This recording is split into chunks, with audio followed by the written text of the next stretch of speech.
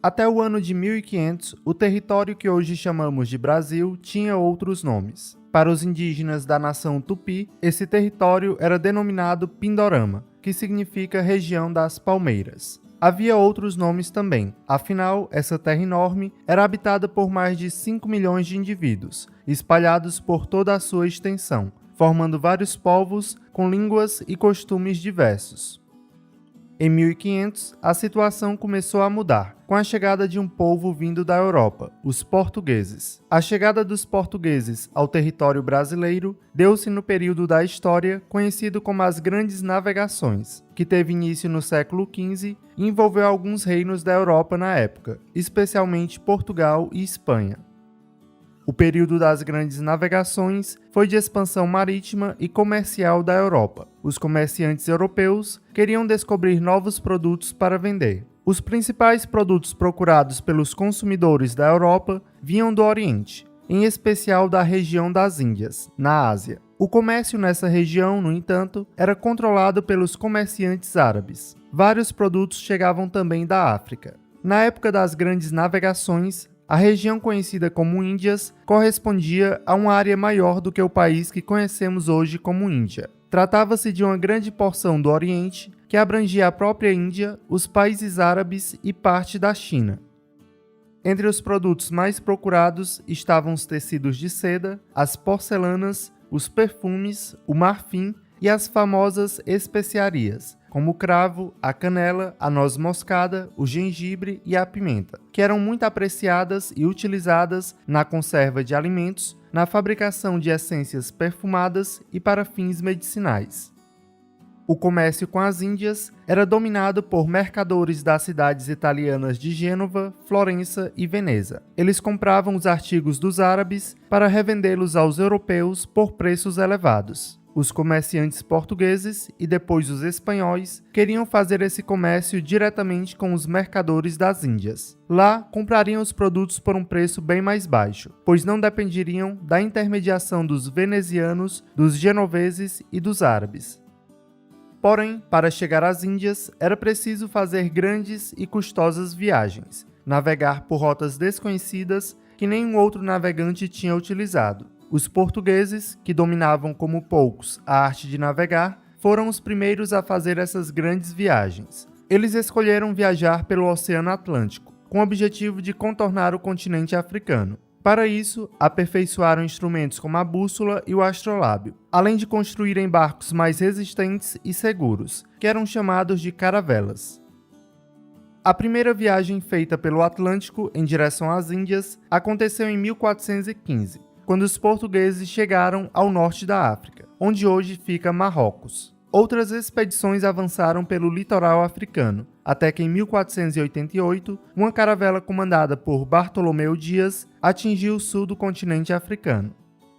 A notícia preocupou o reino da Espanha, vizinho de Portugal, que também pretendia chegar às Índias pelo mar. Assim, em 1492, os espanhóis entraram na disputa, lançando uma expedição comandada por Cristóvão Colombo. No entanto, em vez de contornar a África como os portugueses, Colombo queria chegar às Índias, dando a volta ao mundo pelo oeste. Acabou descobrindo uma ilha do outro lado do oceano, denominada Guanahani, por seus habitantes. Estes logo passaram a ser chamados de índios pelos espanhóis, que pensaram ter chegado a uma parte das Índias. Mais tarde, outro navegador, Américo Vespúcio, comprovou que essa nova terra era na verdade um continente. Esse continente foi mais tarde batizado de América, em homenagem a Vespúcio. Portugueses e espanhóis iniciaram a competição para a descoberta de novos mercados e novos produtos. Em 1494, foi assinado um acordo chamado de Tratado de Tordesilhas, para evitar disputas entre os dois reinos. O tratado estabelecia que um meridiano, traçado a 370 léguas a oeste das ilhas de Cabo Verde, dividiria as terras descobertas por portugueses e espanhóis. As terras que ficavam a leste desse meridiano pertenceriam a Portugal, as que ficavam a oeste, à Espanha. O Tratado de Tordesilhas pretendia acabar com os conflitos entre as duas potências marítimas da época. No entanto, criou outro problema. Os países que não foram chamados para participar da partilha ignoraram o tratado e invadiram repetidas vezes os territórios da América, tanto de espanhóis quanto de portugueses. No ano de 1500, o rei de Portugal, Dom Manuel, organizou a maior expedição já reunida para as viagens marítimas. Era uma grande esquadra formada por 3 embarcações e mais de 1.500 homens, incluindo marinheiros, soldados, comerciantes, padres e outros trabalhadores, sob o comando de Pedro Álvares Cabral. O destino da expedição era viajar pelo Oceano Atlântico, contornar o continente africano e chegar às Índias, para confirmar o comércio com os dirigentes locais. Esse primeiro contato já havia sido feito por Vasco da Gama, que contornou a África e chegou ao Oriente em 1498. Dessa vez, Pedro Álvares Cabral iria garantir a presença portuguesa no Oriente. No entanto, o trajeto da esquadra de Cabral foi alterado. Ao passar pelas Ilhas Canárias, a rota marítima foi desviada em direção ao novo continente, onde estariam as terras já definidas pelo Tratado de Tordesilhas. Após 45 dias de viagem, em 21 de abril de 1500, um monte foi avistado. Ele foi chamado de Monte Pascoal, pois era a época da Páscoa. Em 22 de abril, os portugueses chegaram à nova terra. Lá, encontraram um lugar protegido pela natureza, que recebeu o nome de Porto Seguro, atual Baía Cabralha, no estado da Bahia. No dia 26 de abril, o Frei Henrique de Coimbra celebrou a primeira missa, no ilhéu da Coroa Vermelha. A missa simbolizava o domínio português sobre as terras encontradas. Cabral tomou posse da terra em nome de Portugal. No dia 2 de maio, Gaspar de Lemos, um dos navegantes da esquadra, voltou para Portugal, levando a carta do escrivão Pero Vaz de Caminha, o primeiro documento sobre a nova terra. As notícias sobre as terras encontradas no litoral brasileiro chegaram a Portugal sem causar grande impacto. O rei estava mais preocupado com o rico comércio que Portugal estabelecia nas Índias. Porém, os espanhóis tinham encontrado minas de ouro em suas colônias da América, e o rei de Portugal resolveu também procurar metais preciosos nas terras que lhe pertenciam. Para isso, era preciso explorar o território para saber que tipo de riqueza seria possível encontrar.